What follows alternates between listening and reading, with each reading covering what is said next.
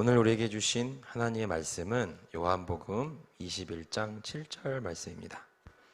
요한복음 21장 7절입니다. 요한복음 21장 7절입니다.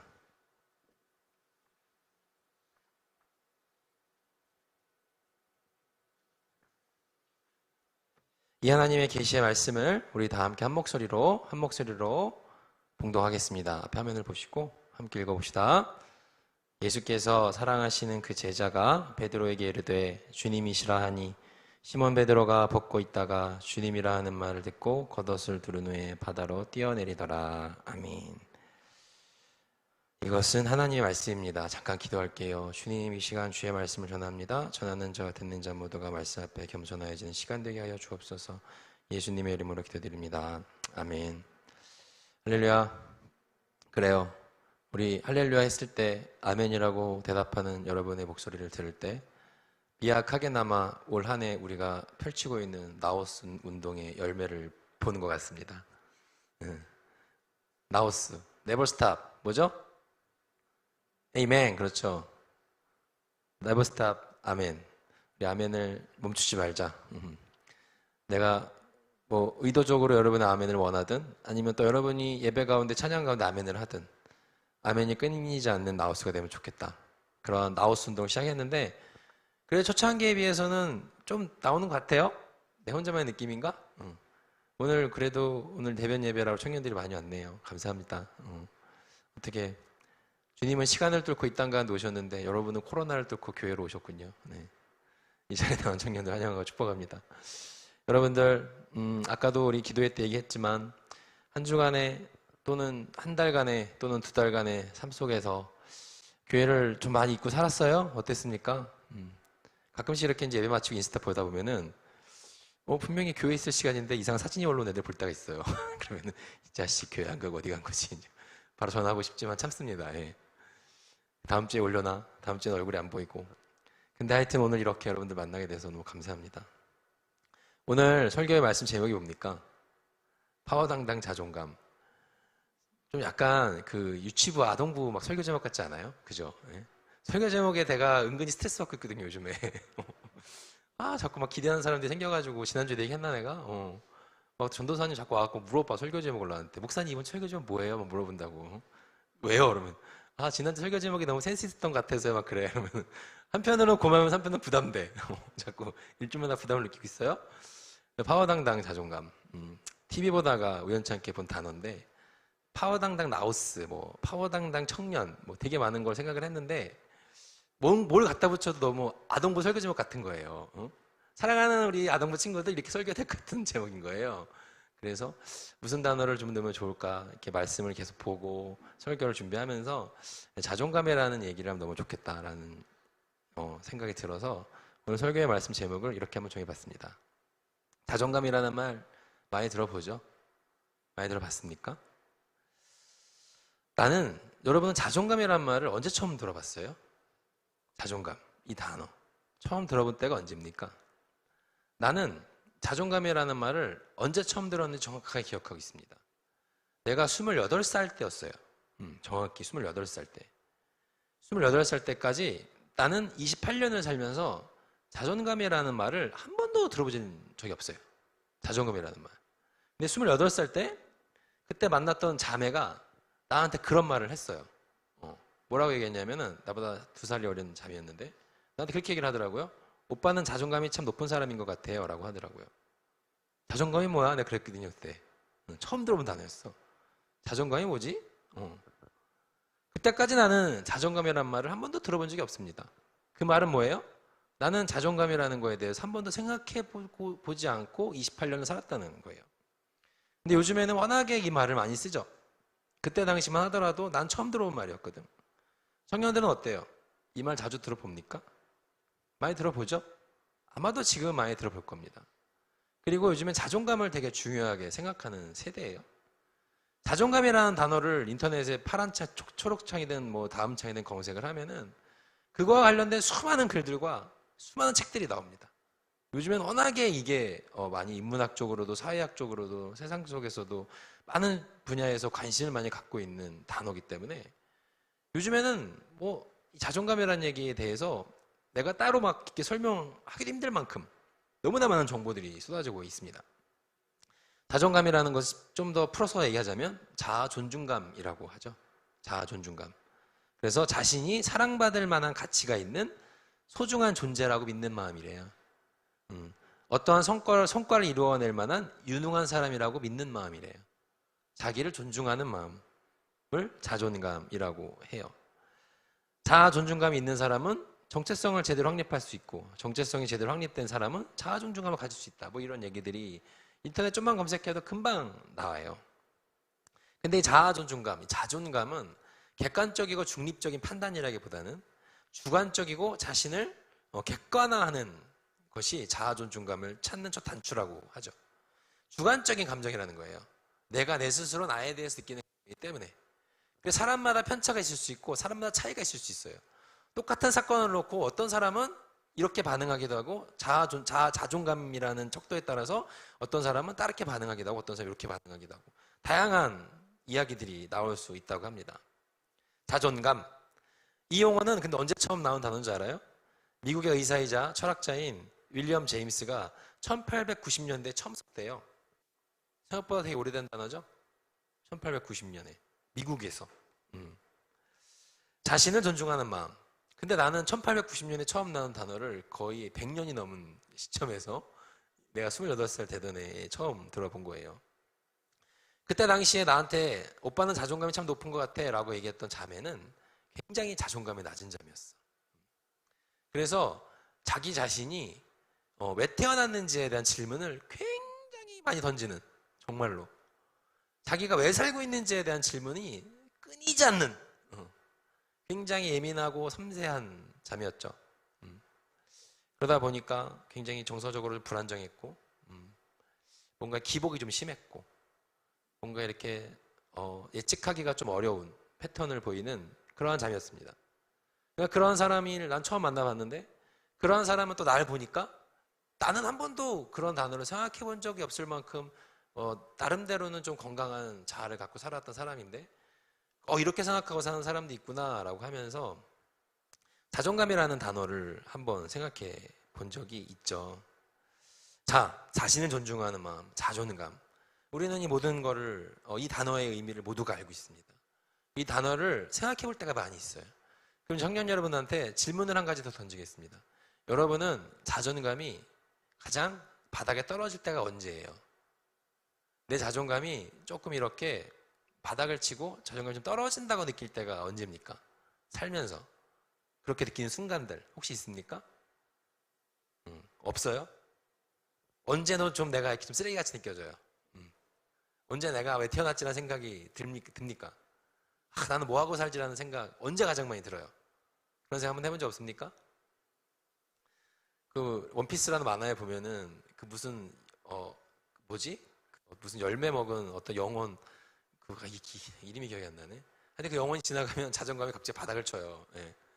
그래갖고서는 누구랑 싸울 때 모리랑 싸울 때인가 개코 모리랑 싸울 때인가 보면은 영혼이 싹 스쳐 지나가면 캐릭터가 갑자기 자존감이 바닥을 쳐. 그래갖고 태어나서 죄송합니다 막 그러고 갑자기 엎드려 뻗쳐갖고 막 그러한 갑자기 하나 장면이 생각이 나는데 청년들은 어떨 때 가장 그런 생각이 듭니까? 난 왜 태어났나 그런 생각 어제 제일 많이 해봐요. 사실 근데 우리 생각보다 이런 마음 많이 들지 않아요? 나는 그렇던데. 왜요? 왜 그렇습니까? 왜냐하면은 우리가 사는 세상이 경쟁 사회거든요. 그래서 끊임없이 주변 사람과 나를 비교하게 되거든요. 내가 원하든 원치 않든 자꾸 주변은 나를 비교하게 만들고 자꾸 나는 주변과 나를 비교하게 돼. 이런 상황이 자꾸 벌어지거든. 그러니까는 어쩔 수 없이 주변 사람들과의 나와의 비교 속에서 나는 왜 공부를 더 잘 못할까? 나는 왜 저 사람처럼 좀 더 잘생기지 못했을까? 나는 왜 남자친구가 없을까? 나는 여자친구가 없을까? 나는 왜 직장에 취업을 못했나? 나는 이 정도밖에 결과를 못 만들어내나? 라는 질문들이 들 때 자꾸 주변과 나를 비교하게 되는 상황이 벌어지니까 그렇게 되는 거예요. 그래서 뭔가 내가 저 사람보다 못하는 것 같을 때, 뭔가 내가 세상의 평균적인 기준보다 내가 안 되는 것 같을 때, 뭔가 남들보다 내가 뒤처졌다고 느끼는 순간들이 막 현타가 올 때, 그런 현타가 갑자기 올 때면은 갑자기 자존감이 떨어지죠. 하나님께서 도대체 왜 창조하셨지라는 생각도 듭니다. 나는 도대체 제대로 가고 있나라는 질문도 들죠. 뭔가 실패하거나 뭔가 비교해서 내가 열등감을 느끼거나 뭔가 이렇게 상황 속에서 자꾸 그러한 모습을 부딪힐 때 그런 생각이 든단 말이에요. 어떨까요? 저는 언제 가장 그런 마음이 들까요? 저도 그런 적이 있어요. 없겠어요? 목사들도 그런 적이 있습니다. 너무 조금 현실적인 얘기라서 여러분들이 어떻게 느낄지는 모르지만 가끔 나한테 신방할 때 그러한 질문 던지는 청년들이 있습니다. 목사님들은 교회는 어떻게 옮겨요? 목사님들은 교회 어떻게 갑니까? 어떻게 교회를 옮기게 됩니까? 라는 거를 가끔 종종 물어보는 청년들 생각보다 좀 있어요? 똑같이 얘기해줘요. 똑같다고 얘기해줘요. 여러분도 하고. 니네랑 똑같아. 그래요. 여러분들 취업할 때 어떻게 해요? 보통 취업 준비한 청년들 어떻게 해요? 내 이력서를 뭐 어디 인터넷에 올린다거나 아니면 인터넷 무슨 커뮤니티 같은 데 보면서 뭐 공고가 올라올 때, 그죠? 그럴 때 거기에 내가 뭘 넣어요? 내 이력서를 보내죠. 무슨 회사에서 뭐 어떠한 사람 뽑습니다. 뭐 어떠한 뭐 저기에서 뭐 누구를 이런 거 공고가 올라오면 거기 내가 지원하잖아요. 내 이력서 보내잖아요. 네, 똑같아요, 목사들도. 목사님들의 이 청빙이라 그래요. 우린 청빙이라 그래요. 청빙이라 그래서 어떠한 무슨 뭐 서울에 있는 무슨 교회, 부산에 있는 무슨 교회, 안락교회에서 부목사님을 청빙합니다라고 학교 홈페이지 게시판에 그런 글이 올라오는 그런 공간이 있습니다. 거기에 올라가면 그거 보고 목사님들도 이력서 넣는 거야. 이 교회 내가 이력서 넣어. 그럼 그 똑같아, 비슷해. 교회에서 이제 불러다가 면접도 보고 이 사람이 어떤 사람인가 한번 평가도 해보고 그리고 이제 청빙할 때만 정하면 비슷합니다. 과거에 내가 교회를 옮겨야 되는 상황들이 벌어졌을 때, 뭔가 내 마음가운데 하나님께 새로운 교회를 좀 가면 좋겠다라는 마음이 좀 들었을 때, 교회를 옮기려고 이 교회, 저 교회 이력서를 보낼 때가 많이 있었어요. 근데 생각보다 내가 그렇게 괜찮은 사람이 아니라는 거를 그때 많이 느끼는 겁니다. 정말로 내가 한번 얼마 전에 폴더를 한번 뒤져봤다? 이제까지 이력서를 몇 통 썼나? 폴더를 한번 뒤져봤어요? 진짜로 거짓말 안 하고 100통이 넘더라고요. 굉장히 많이 썼죠. 여러분들이 봤을 때는 별거 아닌 것 같아 길지 모르겠지만 목사들 사이에서는 굉장히 많이 쓴 거야. 이렇게 많이 이력서 쓰는 사람 별로 없거든. 굉장히 많이 썼더라고. 쓰다 보니까 우울하더라 좀. 내가 이렇게 많이 거절당했구나. 언젠가 하루는 아내랑 서울에서 차를 타고 가면서 그런 얘기를 한 적이 있어요. 저기도 교회가 있네? 내가 그랬어요. 저기에도 나 깐 교회야. 저기도 교회 있네? 저기도 나 깐 교회야. 주변 서울에는 천지 교회가 다 나 깐 교회야. 그래서 서울이 싫어서 부산으로 왔어요. 농담이고. 그런데 그때 당시에 그렇게 이력서를 넣을 때 단지 내가 그 이력서를 놓고 그 교회를 못 갔다는 거에 대한 상황이 슬픈 게 아니고 뭐가 되게 힘드냐면은 거절당했다는 게 힘들더라고요. 어쨌든 그 교회가 날 거절한 거잖아요. 거절감이 나를 좀 힘들게 하더라고. 그렇게 되면은 뭐가 힘드냐면은 그런 상황에 내 자신을 직면해야 하는 게 힘든 거예요. 내 자신의 현재 위치가 내가 생각하는 것보다 괜찮지 않다는 걸 느끼게 될 때, 내 자신의 현재 위치가 다른 사람과 비교했을 때 조금 내가 모자라고 부족한가라는 거를 직면해야 될 때, 나의 모자람을 직면할 때, 나의 실수를 직면할 때, 나의 부족함을 직면할 때, 그때 힘이 들더라고요. 내 바닥을 내 스스로 직면해야 될 때. 그럼 그럴 때는 자존감이 떨어져요. 그런 생각이 들어요. 네가 그렇지 뭐. 넌 해도 안 돼. 넌 그 정도야. 라는 내 안에서 우려나는 이런 말들과 단어들이 내 마음을 찌릅니다. 내 스스로 되뇌 있는 말들이 나의 실수와 모자람과 한계를 직면하게 하기 때문에 아파요. 힘들죠. 실패. 여러분 살면서 한두 번쯤 다 경험해 봤죠? 여러분 성경에서 실패라는 단어랑 가장 잘 어울리는 사람을 본다면 누구라고 생각하십니까? 성경에 여러분들이 알고 있는 수많은 인물들 중에서 실패와 가장 잘 어울리는 사람은 누구라고 생각해요?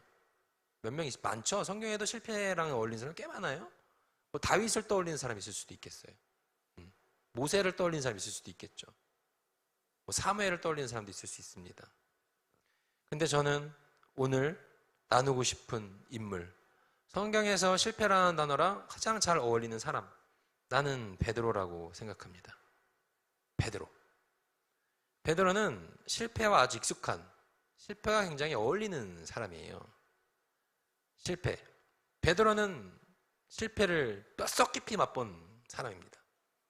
몇 주 전에 설교했던 본문이에요. 21장 말씀. 7절 말고 우리가 그때 8절, 9절인가 10절 말씀 한번 봤던 것 같은데, 그때 당시에도 제가 베드로에 대한 얘기를 잠깐 드렸죠. 베드로는 큰 실패를 맛본 사람이었어요. 베드로 어떤 실패를 맛봅니까? 당당히 주님 앞에서 주님을 배반하지 않겠다고 호언장담했지만 그 이름을 저주하면서까지 자기 목숨을 부지했던 베드로였는데, 그는 주님 앞에서 철저하게 실패를 경험합니다. 사람들은 베드로를 물리를 최초로 걸은 사람이라고 생각하지 않아요. 베드로는 인류상, 역사상 물리를 걸었던 유일한 사람이었어요. 그런데 우리는 베드로를 무리를 걸었던 사람이라고 기억하지 않습니다. 어떤 사람이라고 기억해요? 무리를 걷다가 빠진 사람이라고 기억해요. 베드로는 무리를 걷다가 빠진 실패한 사람이었어요. 베드로는 호언장담하면서 주임을 내가 놓지 않겠다고 말했던 사람이었지만 아주 부끄럽고 처참하게 실패 앞에 직면해야 되는 사람이었죠. 그 사람은 실패를 아는 사람이었습니다. 영적으로 실패하는 것이 어떻다는 건지 베드로는 너무 잘 알고 있어요. 성경은 닭 울음소리를 들었을 때 그가 통곡했다고 말합니다. 통곡했다고. 영적으로 실패한다는 것, 베드로뿐입니까? 그 실패는 성경에 나오는 베드로뿐이 아니라 바로 이 자리에 모여있는 우리도 잘 알고 있잖아요. 여러분 살면서 실패 한 번쯤 경험해 본 적 있잖아요. 없습니까? 영적으로 넘어진 적 있잖아요. 없습니까? 영적으로 넘어진다는 것이 어떤 의미인지 여러분도 저도 익숙해요. 근데 우리는 그걸 자랑하지 않아요. 내가 실패했다는 것을 자랑하지 않습니다. 내가 실패를 잘 안다는 사실을, 그걸 익숙하다는 사실을 감추고 싶어 해요. 창피하게 생각하죠. 실패가 다가올 때마다 우리는 조금씩 더 소극적이 되고 부정적이 되고 냉소적으로 변해갑니다. 실패는 그렇게 우리를 바꿔놓죠. 실패를 거듭하면, 특히 영적인 실패가 거듭되다 보면 분노가 쌓이고 무관심이 쌓이고 심술이 쌓여갑니다. 그리고 그것은 나를 망치게 하죠. 나를 자꾸 발목 잡아요. 단지 나뿐이 아니라 내 주변에 있는 사람들도 힘들게 몰아가게 됩니다. 우리 알아야 돼요. 우리는 실패가 다가올 때, 영적인 실패가 다가올 때 그 실패를 어떻게 잘 넘어가야 할지, 어떻게 잘 극복해야 할지 우리는 알아야 돼요. 그 비밀을 알아야 됩니다. 베드로가 예수님을 배반하지 않겠다고 호언장담했지만 실패를 경험했어요. 그거 어떻게 했습니까? 그 다음에 나머지 많은 제자들 앞에서 큰 소리 빵빵 쳤죠. 근데 그 베드로가 십자가에서 처참하게 죽어가는 주님을 마주합니다. 어떻게 돼요? 그의 꿈이 모두 사라졌어요. 베드로는 하류 인생이었고 이류 인생이었는데, 주님 옆에서 뭔가 내가 인류 인생을 꿈꿨던 베드로였는데, 그 꿈꿨던 나의 미래, 나의 꿈, 나의 비전이었던 주님, 그 예수님이라는 존재가, 예수라는 존재가 십자가 앞에서 아주 처참하게 찢기는 모습을 보면서 자신도 그 앞에 실패를 하게 되고, 베드로는 어떻게 해야 됩니까? 포기해요. 자신의 인생. 그리고 다시 물고기 잡는 자신의 고향으로 돌아가게 됩니다. 여러분 잘 아시죠? 베드로는 원래 물고기 잡는 어부였어요. 들어봤잖아요. 자기가 익숙하던 곳으로 되돌아가는 거예요. 실패한 사람들이 보여주는 아주 익숙한 패턴입니다. 자기가 익숙한 곳으로 되돌아가요. 나는 물고기 잡으러 가겠다라고 베드로가 말합니다. 21장 3절 말씀이에요. 오늘 요한복음 21장 3절 말씀 한번 볼까요? 21장 3절 말씀. 시몬 베드로가 나는 물고기 잡으러 가노라 하니 그들이 우리도 함께 가겠다 하고 나가서 배에 올랐으나 그날 밤에 아무것도 잡지 못하였더니 라고 합니다. 나는 물고기 잡으러 갈래. 이 베드로의 말에서 실패한 사람의 마음을 아주 잘 엿볼 수가 있어요. 예수님 때문에 가졌던 꿈과 희망이 사라졌는데, 그렇게 실패와 상실을 맛본 사람들한테 가장 익숙하고 또 가장 편안하게 생각하는 곳은 다른 곳이 아닌 바로 과거예요. 익숙하고 자연스러운 삶의 과거. 안전지대 같거든요. 익숙하거든요. 익숙한 상황이거든요. 익숙한 사람이 있거든. 그곳은 실패로 인한 미래에 대한 공포 때문에 소심해진 사람들이 가장 좋아하고 편안하게 생각하는 곳, 과거입니다. 이 얘기도 제가 많이 했죠. 실패를 많이 경험해본 사람일수록 자주 하는 말이 뭐예요? 내가 옛날에는 이라고 해요. 야, 우리 나우스가 예전에는, 내가 왕년에는, 내가 1년 전에는, 야, 내가 10년 전에는, 이란 말을 많이 하죠. 다이어트의 실패를 많이 경험한 나는 자주 하는 말이죠. 야, 내가 10년 전에는 라고 하면서 지금의 내 몸매를 이야기하지 않아요. 지금 은혜를 체험하지 못한 사람일수록 내가 예수님 처음 믿었을 때는 이라고 해요. 그런 사람들은 내가 오늘 아침에 기도할 때는 이라고 말하지 않습니다. 내가 오늘 아침에 큐티할 때는 이라고 말하지 않아요. 내가 어젯밤에 철야 기도할 때는, 내가 이번에 성경 필사할 때는, 그런 말을 잘 하지 않죠. 늘 과거에 머물러 있어요. 가장 도망하기 쉬운 피난처이기 때문에 그래요. 예수님이라는 카드밖에 없던 베드로한테, 이 실패를 경험한 베드로한테 가장 익숙한 장소는 고기 잡으러 가는 거예요. 익숙한 곳으로 돌아갑니다. 그렇죠. 베드로가 그렇게 익숙한 곳으로 도망을 가요. 근데 어떻습니까? 거기 성공합니까? 고향 돌아갔잖아요. 야, 고기 잡으러 가자. 다 끝났어. 봤잖아. 가자. 고기 잡으러 간 현장에서 다시 물고기 잡아서 베드로가 막 수산업을 부흥시킵니까? 수산업의 대부가 됩니까? 아니에요. 물고기 잡으러 되돌아간 익숙한 과거에서 베드로는 또 실패해요. 밤새도록 그물을 내렸으나 물고기를 잡지 못했다고 성경은 말하지 않습니까? 반복되는 실패, 거듭되는 좌절, 너무 힘들어요. 너무 어려워요. 이렇게 내 마음 어렵게 하는 이유는 뭡니까? 아까 얘기했잖아요. 내가 불완전한 사람이라는 것을 드러내는 것 때문에 힘들어. 쉬운 일이 아니에요. 이거를 바라보는 일은 어렵죠. 우리 이 시간 그렇게 한번 고백해 봅시다. 자기 자신한테 따라해 봅시다. 자, 가슴에 손을 얹고 나는 불완전하다. 나는 허점투성이다. 그래서 나는 예수님이 필요하다. 아멘? 우리가 예수님이 필요한 이유예요. 실패를 거듭하는 사람들이 예수님이 필요로 하는 이유. 그 얘기를 한번 해봅시다. 실패의 자리를 힘들어하고 어려워하는 이유는 여러 가지 있겠지만 바로 그거예요. 실패를 곧 패배라고 생각하기 때문에 그래요. 실패하면은 나는 패배했다는 생각을 하게 되기 때문에 그렇습니다. 근데 그래요? 맞습니까? 실패하고 패배입니까? 청년들 맞아요? 실패한 것이고 패배를 말하진 않아요. 실패한 것이 패배라고 믿는 순간 재기는 불가능해지는 거예요. 우리 알고 있잖아요. 유명한 권투 선수애와 홍수환 얘기 많이 알고 있지 않습니까? 많이 들어봤잖아요. 한국 선수가 2회전에 4번이나 다운을 당했는데 그 사람이 결국엔 KO로 이겨요. 외국 선수한테 기적적으로. 많이 들어봤잖아요. 실패가 거듭되면 안 된다는 생각에 사로잡혀요. 그리고 그 자리에 머물거나 과거로 되돌아가고 싶어져요. 그렇지만 우리는 그런 음성을 단호하게 거부해야 돼요. 거부해야 됩니다.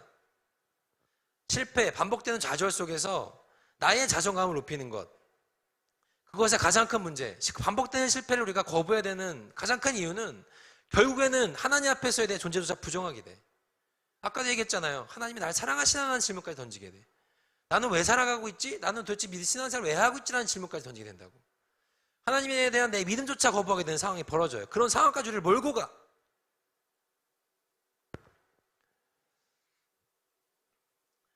우리는 그럴 때일수록 베드로를 기억해야 돼요. 베드로는 실패를 너무 철저하게 경험한 사람이었고 익숙한 사람이었는데 오늘 보세요. 베드로. 우리가 읽은 21장 7절 말씀, 예수께서 사랑하시는 그 제자가 베드로에게 이르되 주님이시라 하니 시몬 베드로가 벗고 있다가 주님이라 하는 말을 듣고 겉옷을 두른 후에 바다로 뛰어내리더라. 이 장면 어때요? 여러분, 내가 성경에서 제일 좋아하는 장면 중에 하나예요. 주님 앞에서 철저한 실패를 경험한, 자기 자신의 무능함과 자기 자신의 치졸함과 자기 자신의 인성의 바닥을 경험한 베드로, 내가 이 정도밖에 안 되는 사람이었구나라고 인정해야만 했던 베드로, 이 베드로가 다시 살아난 예수님을 만납니다. 근데 어떻게 해요? 다시 살아난 예수님을 만나러 가는 그 순간 제일 먼저 물에 뛰어들어요.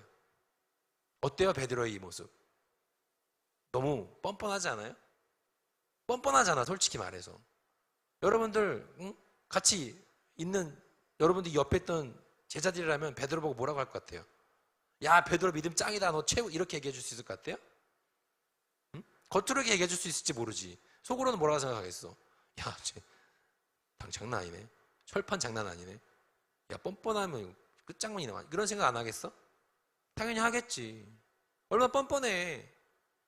베드로가 내가 주님 끝까지 지킬게요라고 호언장담했을 때 그 주변 제자들이 다 듣고 있었어.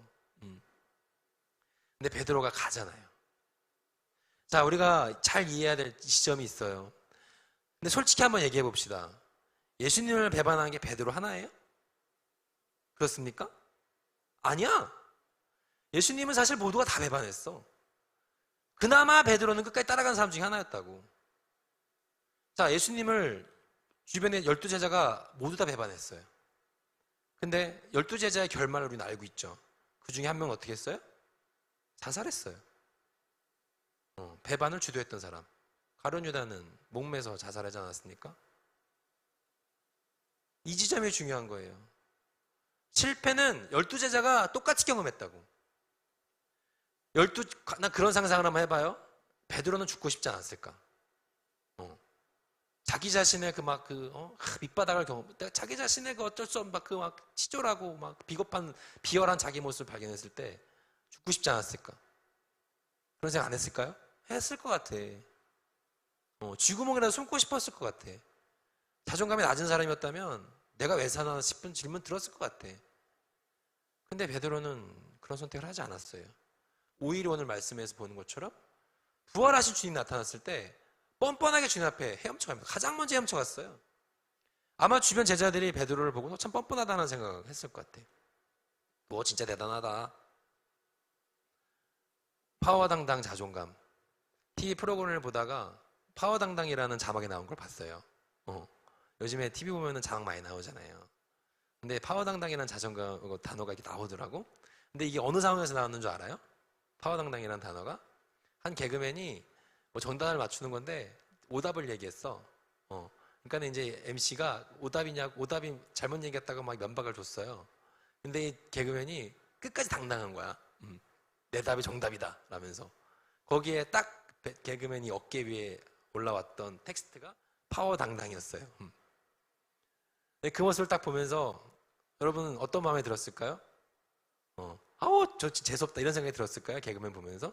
아니죠. 웃기더라고. 웃게 되는 거예요. 너무나 뻔뻔하게 오답인 거 뻔히 드러났는데도 진짜로 자신감 있게 당당하게 얘기하는 개그맨 모습을 보니까 웃음이 나오는 거예요. 재밌네 라는 생각을 하게 되더라고요. 그 모습을 보면서 오늘 말씀 이 구절이 생각이 났어요. 예수님 앞에서 파워당당 뻔뻔하게 헤엄쳐갔던 베드로. 성경에서 얘기해주지 않는 것 중에 하나가 뭐냐면은, 성경에서 잘 안 드러나는 것 중에 하나가 뭐냐면 감정이 잘 안 드러나요. 제가 이건 얘기 많이 했죠. 자신을 향해서 헤엄쳐오고 있는 베드로를 본 예수님의 표정이 어땠을까요? 무슨 표정으로 예수님이 베드로를 보고 있었을까요? 이런 질문 많이 던지죠. 베드로가 물에 빠졌어. 야, 예수님이 저기 밤사경에 바다 위로 걸어놓은 베드로 봤어. 겁나 멋있는 거죠. 그거 해보고 싶잖아. 또 베드로 너무 좋아하잖아. 나서는 거 좋아하잖아. 나도 해보고 싶다고 얘기하죠. 예수님께서 얘기하죠. 와보라 합니다. 뛰어들어요. 베드로가 몇 발자국 걷죠. 그 다음에 어떻게 해요? 실패하죠. 빠져요. 그때 예수님께서 어떻게 합니까? 베드로한테 어떻게 해요? 가서 손을 내밀어 베드로를 잡고 말합니다. 뭐라고 얘기해요? 왜 의심하였느냐? 믿음이 작은 자여 라고 하시죠. 이 장면에서 예수님이 무슨 표정을 짓고 있었을까요? 그런 생각 해본 적 있어요? 무슨 표정을 짓고 있었을까? 이 사람 팍 썼을까요? 이렇게, 야, 내가 그럴 줄 알았어, 너 나서지 좀 마, 너. 하오, 정말, 이건 나지, 정미지 목사님. 나서지 마. 예수님이 과연 그랬을까요? 자신을 향해서 뻔뻔하게 제일 먼저 헤엄쳐오고 있는 베드로를 보면서 예수님이 무슨 표정으로 그 베드로를 바라보고 있었을까? 생각해 본 적 있습니까? 아마도 나는 웃고 있었을 것 같아. 물에 빠진 베드로를 끌어주면서 예수님이 아마도 웃고 있었을 것 같아. 그래, 몇 발짝이라도 걸었다. 잘했다. 근데 믿음을 좀 더 키워라. 나만 보고 달려와. 라고 얘기하지 않았을까요? 저는 그게 예수님의 마음이라고 생각합니다. TV 프로그램을 보다가 파워당당 뻔뻔한 개그맨을 보더라도 우린 웃음 져요. 하물며 주님 앞에 우리가 때로는 좀 뻔뻔하게 파워당당하게 나갈 때 주님께서 우리를 향해서 꿀밤 먹이실까요? 오지 마. 저로 가. 라고 하시겠냐는 겁니다. 파워당당 자존감, 그런 상상을 해봤어요. 우리는 실패 앞에서 영적으로 우리가 넘어질 때, 영적으로 실패할 때마다 이거를 기억해야 돼. 주님 앞에 내가 좀 더 파워당당하게 뻔뻔하게 나아가야 된다는 생각을 해야 돼. 파워당당 자존감으로 서야 됩니다. 하나님께서도 그런 우리의 모습을 기뻐하십니다. 그렇게 파워당당한 자존감, 이 자존감 어디서 나온 자존감이에요? 주님께서 나를 사랑하신다는 자존감이야. 내가 이렇게 나아간다 할지라도 하나님께서 나의 모습을 거부하지 않으시고 밉다하지 않으시고 멀리하지 않으시고 안아주실 거라는 거에 대한 사랑의 확신에 대한 자존감이라고. 이것이 있을 때 파워당당한 자존감으로 주님 앞에 나아갈 수 있는 거예요. 이게 필요해. 왜 필요합니까 이게 여러분? 이게 왜 필요한 것 같아? 왜 필요하냐면은 장담하건대 여러분도 그렇고 나도 그렇고 또 넘어질 거기 때문에 그래요. 또 실패할 거기 때문에 그렇다고. 한번 회개하고 한번 주님 앞에 또 펑펑 울고 주님 내가 잘못했어요 라고 눈물 콧물 다 쏟고 나서 여러분 완전 새 사람이 됐어요? 그거 죄 또 안 집니까? 거기서 완전히 자유로워졌어요? 질문합니다. 하나님 내가 또 누구를 미워했네요. 하나님 내가 또 입에서 안 좋은 말을 했네요. 하나님 내가 또 나쁜 생각을 했네요. 회개합니다. 하나님 내가 또 이런 실수를 저질렀네요. 하나님 내가 주님 앞에 이런 부족한 모습도 보였네요. 회개했어요. 여러분 또 그 회개 다시는 안 해요? 그 일 또 안 벌립니까? 아니야. 거짓말 안 하고 싶지만 또 거짓말 하게 돼요. 정욕적인 생각 안 품고 싶지만 또 그런 생각 품게 돼요. 끊고 싶은 것이 있지만 안 끊겨져. 잘 안 돼. 원해서 하는 게 아니에요. 원하지 않아요. 그렇지만 넘어질 기회가 너무 많아. 세상이 이렇게 우리를 자꾸 넘어지게 해. 또 우리한테 죄성이 너무 강해. 이게 맞물려지면서 나는 안 하고 싶고 원하지 않지만 또 넘어질 일들이 많다는 거야. 그게 우리의 인생이 우리의 삶이에요. 화내고 싶지 않지만 또 분노를 터뜨립니다. 속이고 싶지 않지만 또 사기칩니다.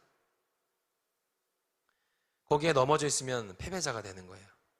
거기에 머물러 있고 자꾸 과거로 돌아가면 패배자가 되는 겁니다.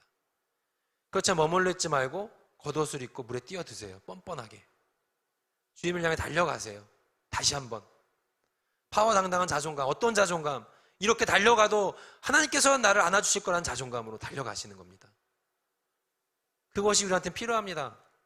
그것이 영적으로 실패했을 때 실패 속에서 우리가 기억해야 할 이걸 넘어갈 수 있는 놀라운 진리고 알아야 될 하나님의 마음입니다.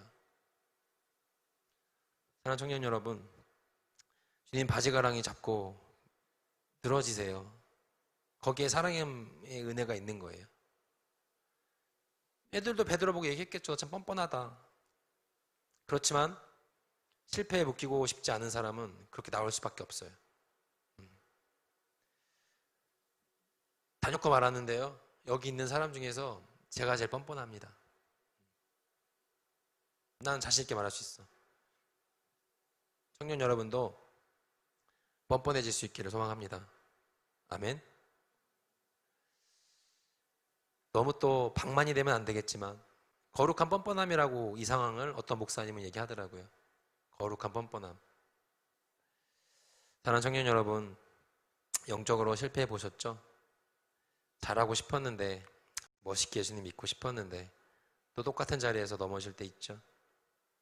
눈물 콧물 흘리고 회개기도 하고 안수기도도 받아보고 금식도 해보고 했는데 일주일도 안 돼서 또 넘어지고 또 회개의 자리를 찾는 모습 많이 경험해 봤지 않았습니까? 그죠? 저도 많이 경험해 봤어요. 어느 순간인가 한 목사님이 설교에서 그런 은혜를 받았어. 그 목사님이 그런 얘기를 했어요. 자기도 반복되는 죄 속에서 넘어지는 모습, 맨날 회개하는 모습이 너무 넌덜머리 났는데 하나님께서는 자기가 회개할 때마다 단 한 번도 그런 말씀을 하시지 않았다는 거야. 몇 번째냐 너 이씨죠? 정신 차려라. 단 한 번도 그렇게 말씀하신 적이 없으셨다는 거야. 회개할 때마다 하나님께서는 안아주셨다는 거야. 회개할 때마다 하나님께서는 아무개야 내가 널 통해서 받고 싶은 영광이 있다. 내가 널 사랑한다라고 늘 말씀해 주셨다는 겁니다. 사랑하는 청년 여러분, 난 이 하나님의 은혜를 너무 많이 경험한 사람입니다. 나도 자주 넘어지니까. 그런 음성이 우리 마음 가운데 들리기도 해요. 야, 간도. 야, 복잡하게 뭐라 이렇게 사냐? 어? 야, 남들 아무도 이렇게 안 사는데, 뭐, 야, 너 맘대로 살아.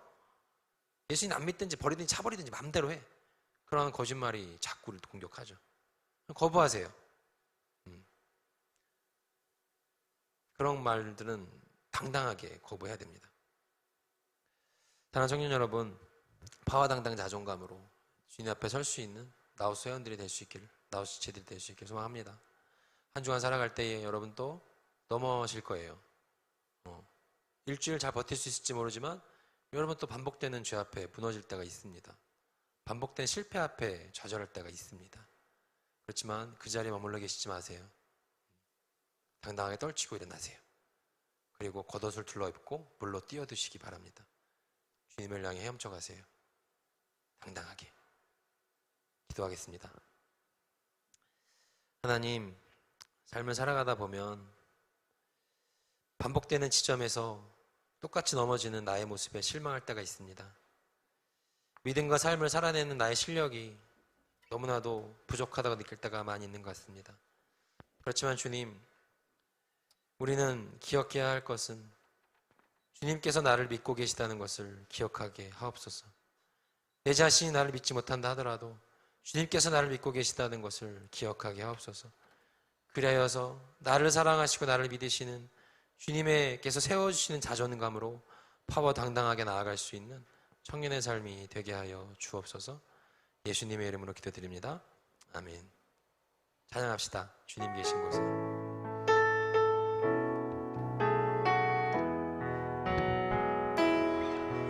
주님 계신 곳에 나가리 찬양 드리며 성소에 들어가 주의 얼굴 배우리. 그 얼굴을 배울 때 주님의 은혜 넘치네. 엎드려 고백하네 주께. 이곳에 나가리 찬양 드리며 성소에 들어가 주의 얼굴 배우리.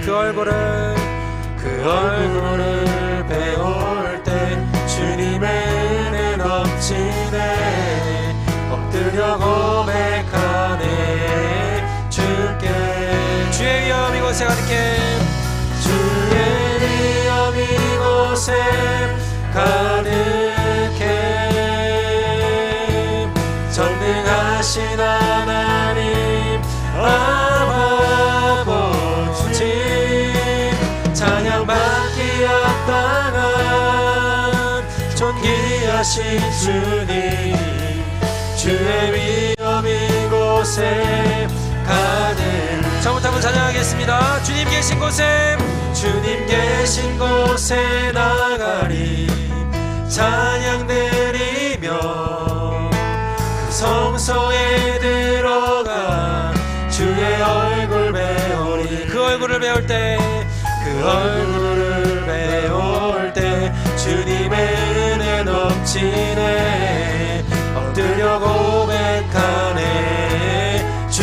함께 고백합시다. 주의 위엄 이곳에 가득해. 전능하신 하나님 아버지 찬양받기 합당한 존귀하신 주님. 주의 위엄 이곳에 가득. 주의 위엄 이곳에 가득해. 주의 위엄 이곳에 가득해. 전능하신 하나님 아버지 찬양받기 합당한 존귀하신 주님. 주의 위엄 이곳에 가득해.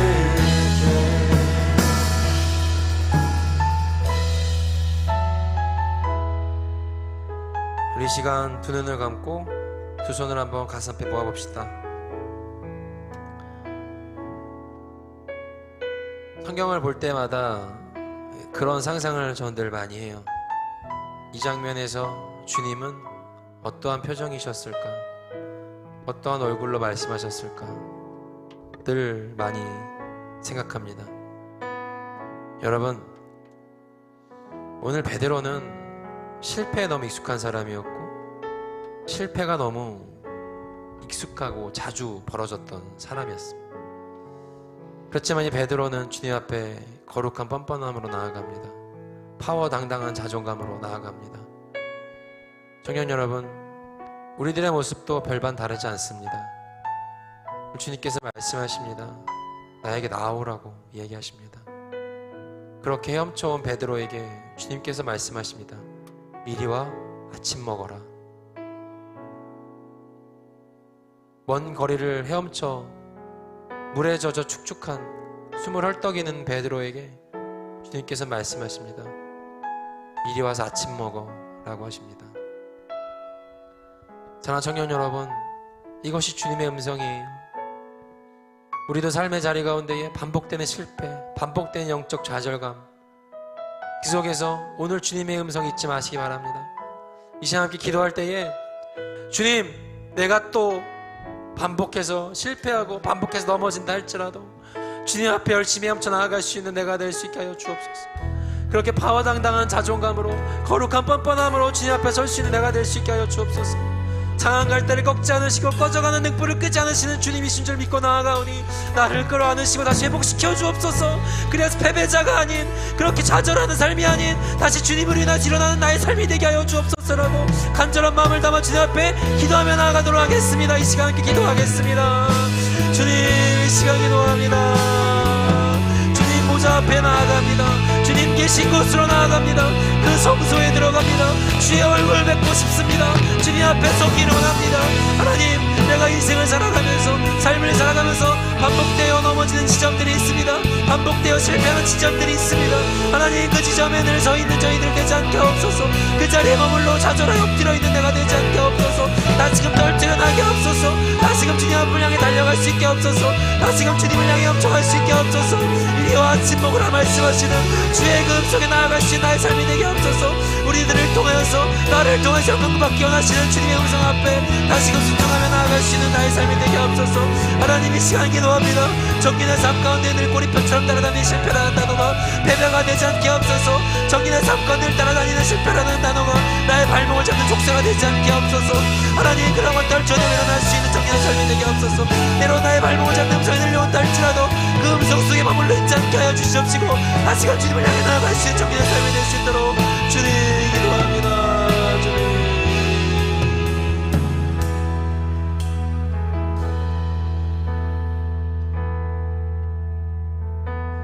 주님, 삶을 살아가다 보면 늘 실패라는 단어가 꼬리표처럼 따라옵니다.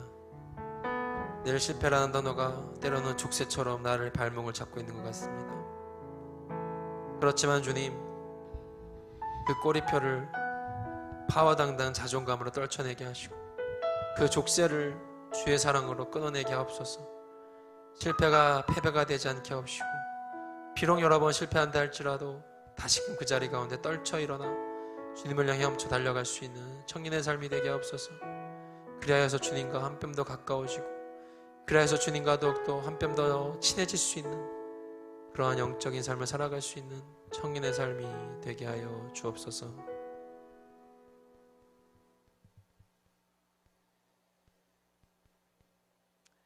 여호와는 내게 복을 주시고 너를 지키시기를 원하며 여호와는 그의 얼굴을 내게 비추사 은혜 베푸시기를 원하며 여호와는 그 얼굴을 내게로 향하여 드사 평강 주시기를 원하노라. 이제는 주 예수 그리스도의 은혜와 하나님의 사랑과 성령의 교통하심이 삶에 반복되는 좌절과 실패 속에서도 주의 얼굴을 구하며 주의 얼굴을 사모하며 주님 앞에 나아가는 발걸음 멈추지 않기를 소망하며 다짐하는 이 자리에 모인 나우스 청년들, 또 각 처소에서 예배드리고 있는 소풍 나우스 모든 지체들에게 이제로부터 영원까지 영원히 함께 하시기를 간절히 축원하옵나이다. 아멘.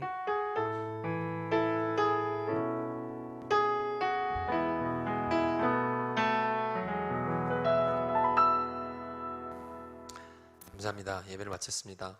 우리 다음 주에도 만납시다.